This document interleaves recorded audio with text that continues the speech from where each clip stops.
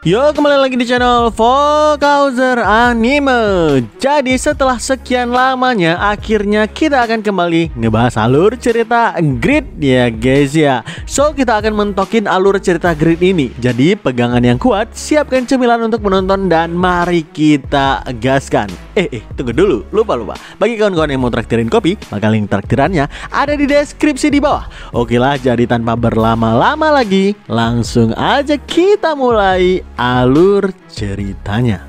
Di part terakhir kemarin berakhir di mana pasukan Guild OVG berhasil mengalahkan salah satu entitas tertinggi neraka, yaitu Great Demon Belial, dan juga OVG berhasil menahan gempuran invasi dari kerajaan Eternal sehingga ibu kota dari OVG yaitu kota Raidan saat ini kosong dari penjagaan karena seluruh pasukan sibuk dalam peperangan. Di saat itu pula anggota dari Guild Blood Carnival yang memiliki dendam kepada Grid, yaitu dua orang dengan Great Sun Player yang bernama White dan juga Black, melancarkan serangan tiba-tiba ke Raidan saat ini. Serangan itu melumpuhkan sebagian player yang sedang mendapatkan misi dari Pyaro di ladang dan juga beberapa NPC yang berada di sana. Namun siapa yang menyangka nggak berselang lama anak Grid yang bernama Lord datang. Lord langsung mengeluarkan equipment mininya, melancarkan beberapa skill tingkat tinggi dan juga ultimate. Dengan teknik kegelapan dan bayangan, Lord mengikat kaki Black dan juga White. Lalu sambil melompat, Lord ngeluarin staff dan melancarkan sebuah serangan divine power yang ngebuat Black dan White silau dan buta sesaat.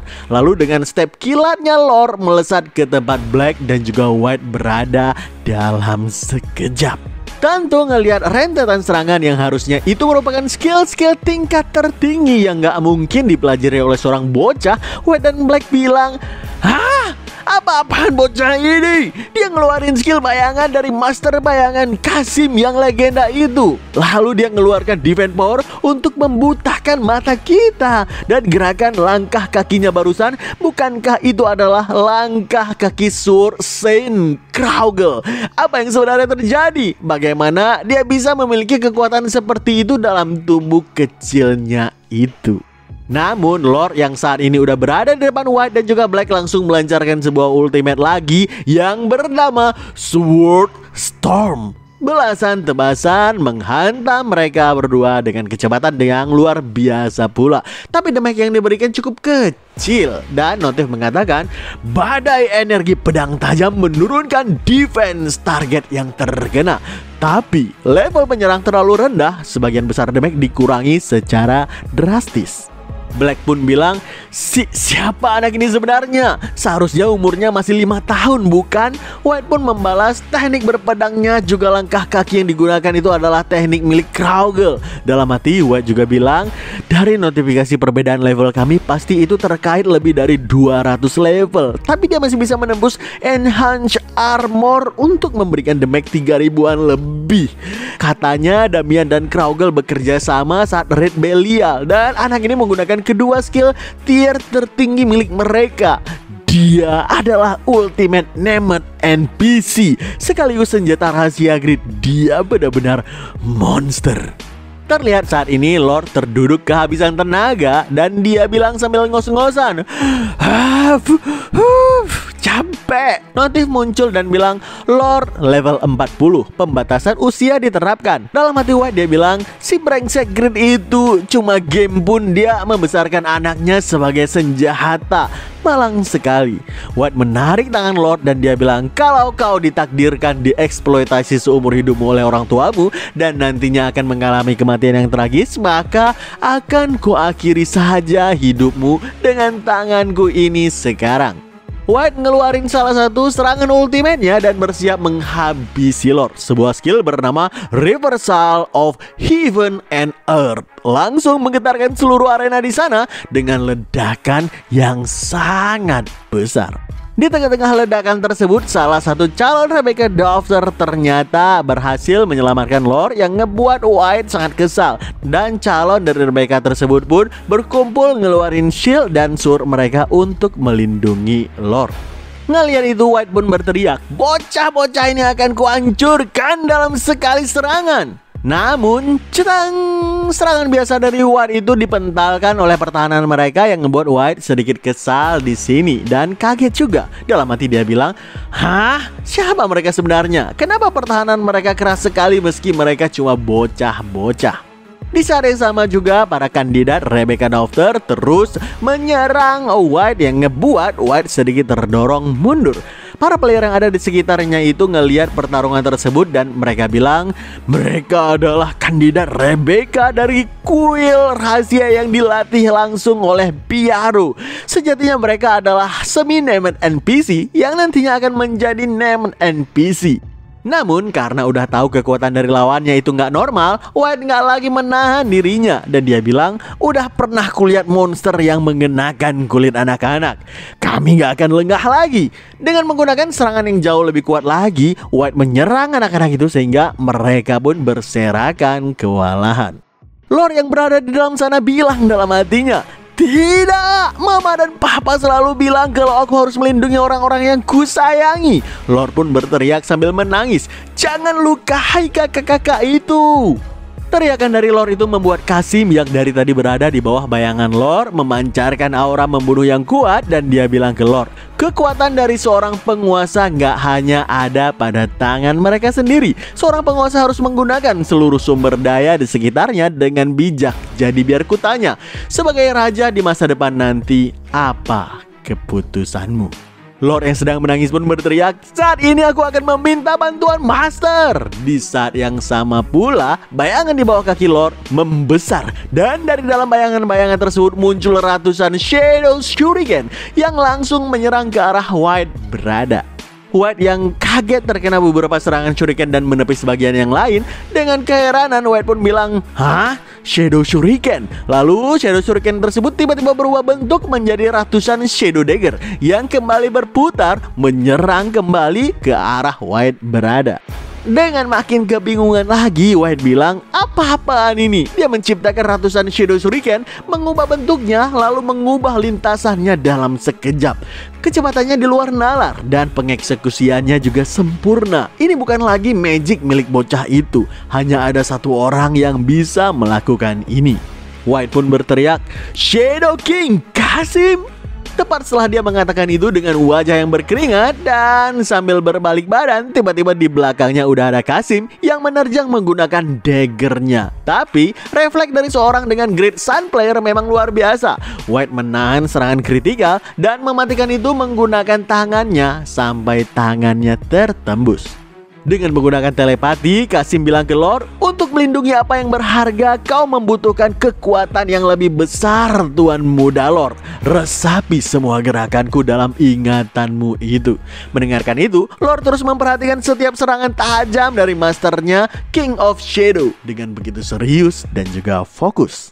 Sedangkan para player yang dari tadi ngelihat kemampuan dari Lord juga mengira serangan Shadow Shuriken barusan adalah serangan dari Lord. Mereka saling berbicara dan bilang, "Dia anaknya Grid, bakatnya terlalu OP, dan si anjrit udah besar nanti dia pasti menjadi seorang monster." Jadi para player di sekitar, juga para farmer sementara yang dilatih tiada henti sejak dipilih oleh Piaro, saat-saat ini akan menjadi momen paling penting bagi mereka. Dan jenius terhebat sepanjang benua yaitu anak Grid yang bernama Lord yang mampu menenangkan hati para player yang sama sekali nggak tahu bahwa inilah yang akan menjadi momen kelahiran pasukan elit tersembunyi dari OVG yang nantinya disebut sebagai regu spesial OPS OVG. Oke, kita kembali ke pertarungan antara White dan juga Shadow King. Saat menghadapi Kasim, White bilang dalam hatinya, "Sial, Shadow King yang kukira menghilang sekarang melayani Grid. Bagaimana bisa? Dia diancam atau semacamnya?" Terlihat Shadow Shuriken terus menghujani White yang ngebuat White terpaksa mengubah lemak di tubuhnya sebagai perisai daging untuk menahan hujan-hujan Shuriken itu. Ngelihat itu, Kasim bilang dia bisa mengubah rasio otot dan lemaknya sesuka hati. Skill ultimateku akan menghabiskan banyak mana. Kalau ku gunakan sekarang, kemungkinan dia bisa menahannya dengan kemampuan tersembunyinya yang lain. Jadi aku nggak boleh lengah. Ngelihat Kasim menjaga jarak darinya, White pun tersenyum dan bilang, Dia mundur dan mengambil jarak. Dia pasti menunggu menghabisiku dalam domain miliknya. Ya, itu masuk akal dengan gaya bertarung dari seorang assassin Shadow Combat-nya. Namun assassin dengan HP rendah udah pasti akan menghindari pertarungan langsung. Sambil tertawa, White bilang kembali, lawanku adalah seorang named NPC dengan banyak latar belakang pula. Tapi aku bisa menutupi perbedaan level dengan titel dan juga efek rune. Semuanya akan aman selama aku bisa terus bertahan. Sisanya tinggal menunggu Black menghabisi istrinya Grid. Dan seperti yang dikatakan oleh White, saat ini tubuh asli dari saudarinya yaitu si Black sedang memasuki istana dan mencari keberadaan dari istri Grid. Mereka berniat menjalankan misi assassination ini dengan semaksimal mungkin apapun resikonya. Jadi, bagi yang udah lupa, si Black ini adalah pengguna unique job yang bisa menggunakan skill Delusion One. Nama skillnya Delusion One. Doppelganger karakter ciptaannya yang memiliki kekuatan yang luar biasa. Tapi kerugiannya, setiap kali Delusion Body mati, maka dia akan kehilangan EXP dalam jumlah yang cukup besar. Dalam hati Black bilang, ya nggak masalah lah, asalkan aku bisa membunuh Irene sebelum kakak berada dalam bahaya di luar sana. Gak berselang lama, Black pun akhirnya menemukan Irene yang sedang memegang bunga. Ngelihat Irene ngebuat Black makin kesal lagi. Wajah cantik yang terlihat penuh kebahagiaan dan disayangi oleh semua orang membuat dia benar-benar marah. Seluruh hidup Black yang memang berwajah jelek ini penuh penghinaan dari semua orang, rasanya sangat bertolak belakang dengan kehidupan wanita cantik yang sedang berada di depannya. Jadinya dengan sangat marah, Black pun mengambil staffnya dan melancarkan sebuah serangan langsung kepada Irene. Tapi, zing! Tiba-tiba rank 1 assassin dari OVG yaitu Faker muncul dengan dual daggernya bergerak dengan kecepatan yang sangat tinggi ke arah Black tanpa ragu. Ngelihat itu, Black langsung berkeringat dan dia bilang, sial, player normal kelas dengan segala usahanya yang mencapai rank 1 assassin. Bahkan julukannya adalah Death God. Faker melancarkan tebasan demi tebasan yang sangat tajam, presisi sempurna, dan tentu memiliki damage kritikal yang luar biasa, yang membuat Black yang memiliki Great Sun player sampai terdesak mundur dan dia bilang, sial, kekuatannya benar-benar gila. Sambil melancarkan sihir api ke arah Faker, Black bilang lagi, walaupun dia memiliki kelas normal, tapi tingkat pengendalian seranganmu benar-benar di luar nalar. Bukankah kau sedang ditempatkan di Reinhardt? Kenapa kau bisa ada di sini? Tanya si Black kepada Faker. Namun bagai sebuah bayangan yang tak kasat mata, serangan magic besar yang diarahkan ke tempatnya pun dihindari. Dan dalam sekejap, Faker udah berada di belakang Black sambil ngeluarin sebuah pedang barunya yang diberikan oleh Grid. Faker bilang, kalian memang player tingkat Sun Class yang sama kuat dengan seperti Kraugle. Tapi belakangan ini aku baru aja sadar, hanya mereka yang melihat ke atas yang dapat menembus batasan. Dan sejak saat itu, tujuanku adalah mencapai puncak. Sambil mengayunkan serangan dari titik buta Black, Faker pun bilang kembali, aku akan mengikuti jejak seorang pria yang bangkit dari lumpur untuk menghancurkan langit. Dengan panik, Black langsung melepaskan skill Delusion One dan menciptakan Delusion Body lagi. Sebuah karakter yang dipanggil kali ini adalah tipe tank untuk menahan Faker, sedangkan dia terlihat berlari ke sudut yang lain untuk bersembunyi dan terus mengincar Irene apapun yang terjadi. Tapi tiba-tiba puluhan dagger melesat ke arahnya bagaikan hujan yang ngebuat Black terpaksa menahan serangan tersebut dengan barriernya. Setelahnya terlihat di sana ada belasan orang assassin yang sedang berlari ke arahnya. Mereka berlari di atas dinding dan mereka bilang, tak satu pun penyusup yang bisa kabur dari OVG Shadow Division. Kau kira bisa menembus formasi mantan Silver Dragon Unit yang kini telah bersumpah setia kepada Kasim Shadow King. Dengan kagetnya Black bilang lagi, ha, Silver Dragon Unit, kelompok assassin dari Pangeran Ren membelot dan melayani Grid juga. Di level 330 pun aku akan kesulitan untuk menahan serangan mereka. Sial, skill Delusion One udah terlalu banyak digunakan. Tapi saat ini bertahan hidup adalah prioritas utama, sekalipun aku harus mengorbankan banyak EXP di sini. Black kembali ngeluarin skill Delusion One atau Delusion Manifestation. Sebuah karakter warrior dengan kemampuan heal berada di hadapannya. Di sampingnya, warrior dengan Great Sunglass itu langsung membuat Shadow Division terhempas di sana. Dan Black langsung nyuruh karakternya untuk melakukan round heal kepadanya. Sambil tertawa, Black bilang, "Sekarang 3 lawan 1. Apa yang akan kau lakukan, fucker?" Terlihat dari wajah si Black, dia sangat optimis sih. Ya, kita lihat nanti. Namun ternyata di belakang sana fucker udah mengalahkan karakter tank Delusion One milik Black tadi. Dan dia bilang, situasi ini menurutku si healer gak dibutuhkan. Karena karakter yang dipanggilnya tadi mati, maka seketika Black langsung mendapatkan penalti, kehilangan sekitar 20% EXP-nya dan juga levelnya ikut turun 1. Lalu ditambah lagi 10 stat yang baru-baru ini didapatkan olehnya juga ikut menghilang. Dengan panik, Black pun berteriak, "Kelas normal mampu menyingkirkan klon dengan tingkat Sun Class. Trik macam apa yang kau gunakan?" Dalam hati, fucker bilang kalau kemampuannya saat ini udah meningkat 2 kali lipat karena mendapatkan equipment yang sangat OP sih dari Grid.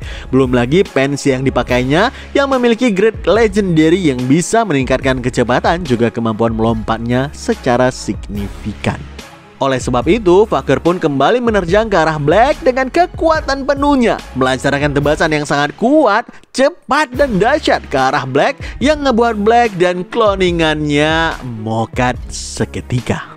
Fucker bilang dalam hati, "Akan kuciptakan legenda baru yang ditulis oleh seorang player normal kelas." Seiring dengan itu pula, notif tentang kematian Black langsung terlihat di kawan partinya yang lain, yaitu White di luar sana. Dengan sangat marah, White bilang, "Sialan, padahal Black udah cukup stres akhir-akhir ini dengan over leveling. Aura membunuhnya pun dikeluarkan oleh White, bahkan bisa menyebabkan debuff bagi orang di sekitarnya." Kasim tahu kalau White akan melakukan sesuatu, dan benar aja, White langsung menerjang ke arah Lord apapun yang terjadi yang sedang dibopong oleh kandidat Rebecca Daughter. Serangan sekuat tenaga dari White ditahan oleh semacam barrier yang dikeluarkan oleh Lord dengan seluruh staminanya yang tersisa. Setelah serangan itu ditahan, tiba-tiba tubuh dari White nggak bisa digerakkan. Dia bilang, "Apa ini? Ada sesuatu yang menarikku." Yap, Kasim ngeluarin skill ultimate-nya yang baru. Sekejap kemudian, White tertarik ke dalam sebuah black hole di belakangnya dengan kekuatan tarikan yang benar-benar sama sekali gak bisa ditahan. White berteriak, "Kasim, bukankah kau harusnya mewaspadai seranganku?" Kasim bilang sambil melancarkan ultimate-nya. "Hah? Sombong sekali. Untuk apa aku repot-repot waspada di saat aku bisa membunuhmu kapan saja?" Yap, skill yang dicasting oleh Kasim ini adalah gabungan magic terkuatnya, Shadow Magic, teknik Daruka, dan juga teknik Assassin Lantier. Ini adalah teknik pamungkas yang baru diciptakannya yang bernama Grid, atau yang memiliki arti keserakahan. Dengan skill ultimate tersebut, White pun akhirnya mati. Dan ketika dia mati, necklace-nya drop di sana. Wah, necklace apakah itu? Yang pasti itu memiliki Grid legendary ya guys ya. Setelah mengalahkan White, Kasim pun bilang, dia sangat kuat. Jika para manusia abadi berkembang sepesat ini, maka solo number night player dari Saharan pasti jauh lebih kuat lagi. Bahkan mereka didesain untuk menggantikan Piaro, dan setiap dari mereka melampaui kekuatanku secara kasar. Khususnya naik dengan nomor 1 sampai dengan nomor 7 yang katanya mampu menggulingkan sebuah kerajaan. Sebagai catatan, manusia abadi yang dimaksud oleh Kasim di sini adalah para player. Karena player itu sejatinya emang abadi sih di mata NPC. Karena walaupun mereka mati, mereka akan respawn kembali.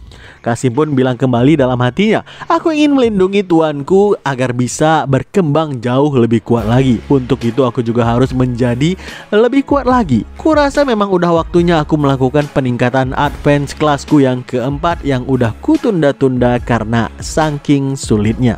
Kasim pun memberikan dropan dari White tadi ke anaknya Grid yang bernama Lord. Tapi Lord bilang kalau dia akan memberikan item legendary tersebut kepada ayahnya ataupun ibunya sebagai hadiah untuk membuat orang tuanya bahagia. Mendengarkan itu, Kasim memegang kepala Lord sambil bilang, "Kurasa saking sibuknya tuan kami, dia mungkin belum pernah mendapatkan kue ulang tahun." Lord yang dipegangi kepalanya oleh Kasim pun bilang, Tangan Master aku suka, seperti tangan papa dan mama. Kasim pun bilang lagi, seandainya suku Nero nggak dihancurkan oleh kekaisaran Saharan, mungkin aku juga udah punya putra seumuran dengannya saat ini. Tapi dengan semua darah yang udah kutumpahkan, kurasa aku nggak pantas memiliki mimpi bahagia semacam itu.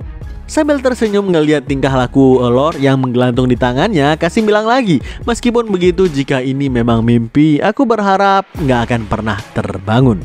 Oke, kita pindah ke tempat Grid sekarang yang sedang berusaha mencari cara untuk memodifikasi Raphael Spear agar bisa digunakan oleh Isabel sehingga tidak lagi menyerap lifespan-nya Isabel. Nah, jadi sebelumnya Grid memang udah meminta bantuan adiknya yang bernama Sehe yang merupakan seorang Saintes untuk memperlemah divine power dari bulu halus pada spear-nya si Raphael tersebut agar spear Raphael itu bisa dihandle oleh si Grid. Siapa yang menyangka itu benar-benar berhasil. Notif mengatakan item ini awalnya mengandung kekuatan suci yang nggak bisa dibendung oleh manusia. Namun kekuatan dari Saintes telah melemahkannya hingga 50% dari kekuatan asli. Semua itu bisa terjadi karena kekuatan baru yang didapatkan oleh Sehe setelah berhasil mengalahkan Great Demon Belial sebelumnya. Kekuatan yang bisa melawan makhluk kelas atas seperti God atau Demon King ataupun Demigod, ya semacamnya lah. Skill yang bernama The One Who Denies. Grid pun bilang ke Damian dan juga Isabel, oke, aku akan memulai modifikasinya Damian Isabel. Kalian berdua berdoalah yang banyak. Isabel terlihat mengiyakan itu dengan senyuman yang tulus dan wajah yang merona. Ngelihat itu, Damian bilang dalam hati, Isabel selalu menatap Grid dengan pandangan gadis pemalu yang jatuh cinta. Gak pernah dia sekalipun menatapku dengan pandangan seperti itu.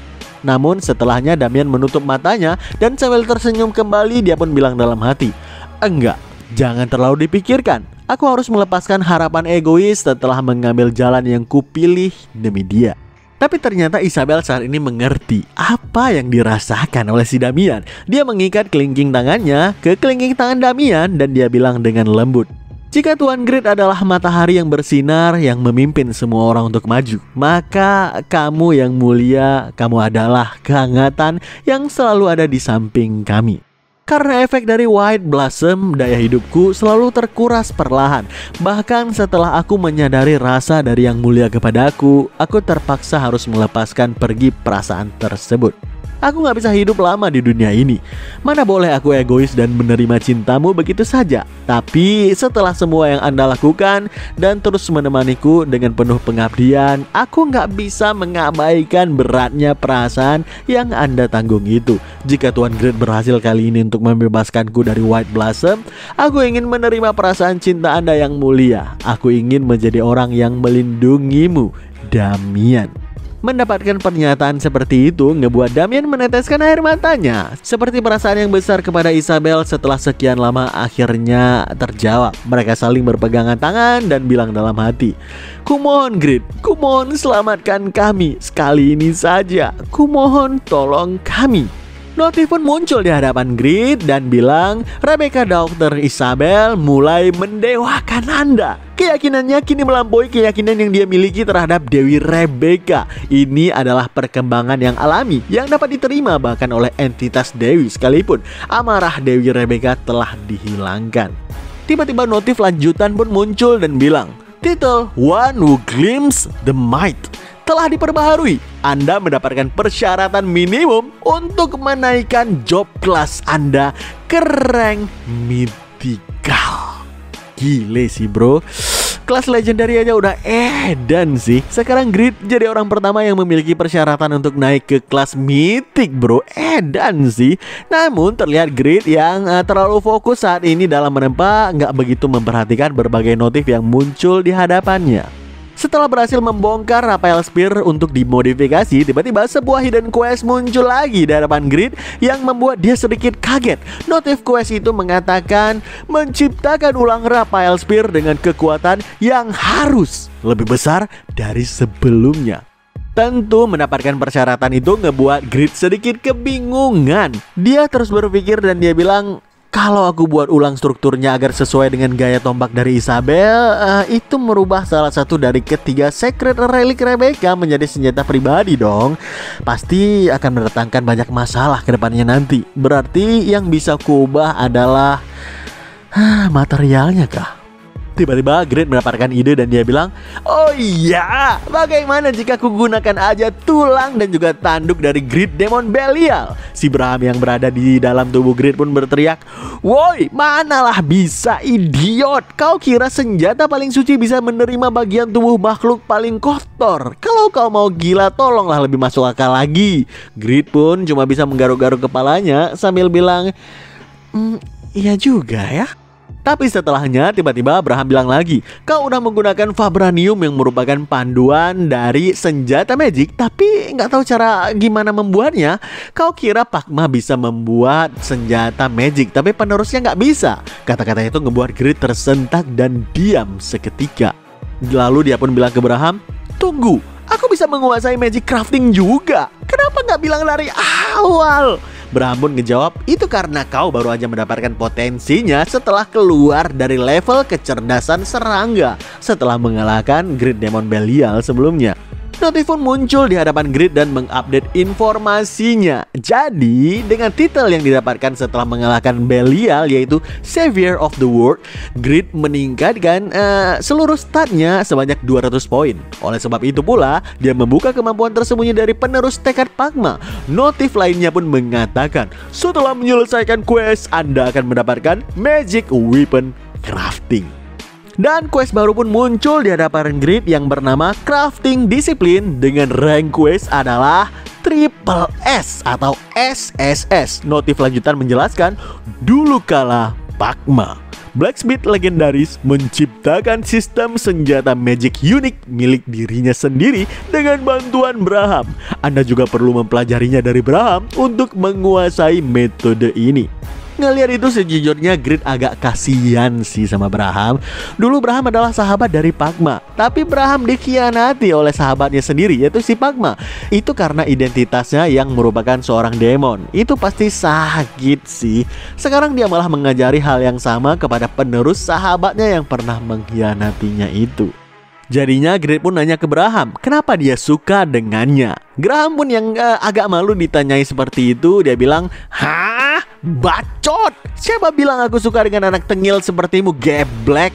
Namun setelahnya Braham bilang dalam hati, "Tapi jika dipikir-pikir lagi, aku sendiri sih bingung. Pria ini sangat menghargai orang-orang di sekitarnya sampai menggunakan rare skill untuk menyelamatkan seorang gadis. Pakma pasti gak akan pernah melakukan itu, ku yakin dia sangat berbeda. Atau aku yang semakin melunak." Oke, kita pindah ke Castle dari Raiden. Terlihat dengan gaya Chunibyo-nya, Leol mengatakan kepada Toban untuk membuka open recruitment bagi seorang komandan garda terdepan yang kompeten untuk bergabung dengan guild OVG. Setelahnya kita pun langsung pindah lagi ke sebuah mimpi dari seseorang.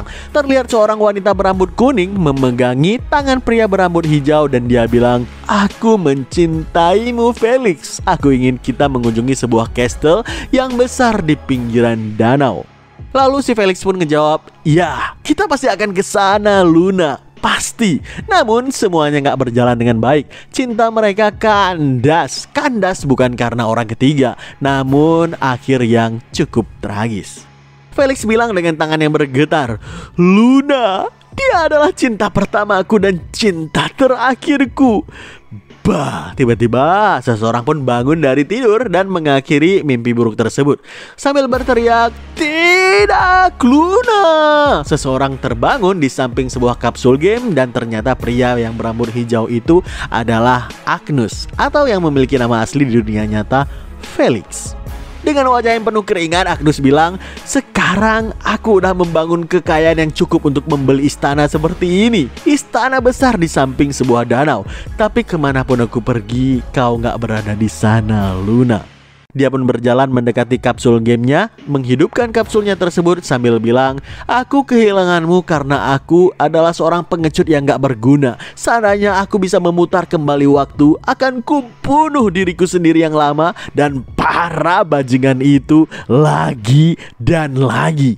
Terlihat Agnus pun masuk ke kapsul gamenya sambil bilang, "Tempat di mana aku bisa membunuh siapapun yang ku mau, yaitu Satify. Paling nggak di sini aku bisa memainkan melodi kematian untukmu, Luna." Oke lah, apakah yang akan terjadi selanjutnya dan keseruan apa yang akan terjadi? Apakah Grid akan melawan Agnus di next chapternya? Nantikan terus alur cerita Grid hanya di channel Fokuser Anime. Ya, pantau terus channel ini karena kita akan terus melanjutkan Grid sampai mentok ya guys ya.